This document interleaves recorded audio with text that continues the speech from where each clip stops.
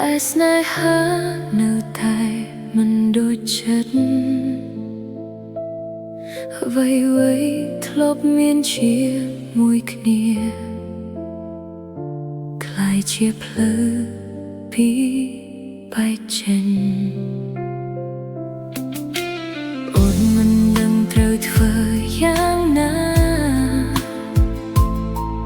ដើម្បីរកចំលើយក្នុងចិត្ត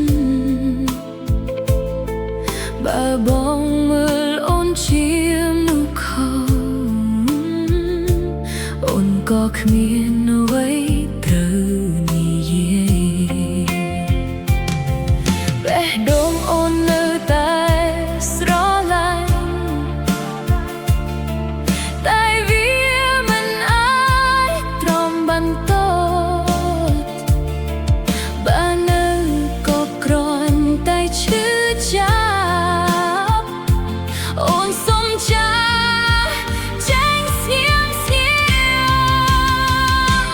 អូនសុំរែកចិត្តដើរចេញ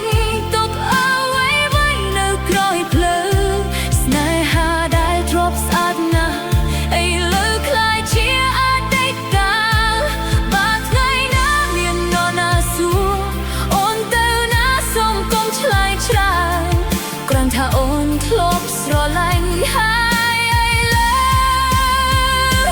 បាត់ហើយ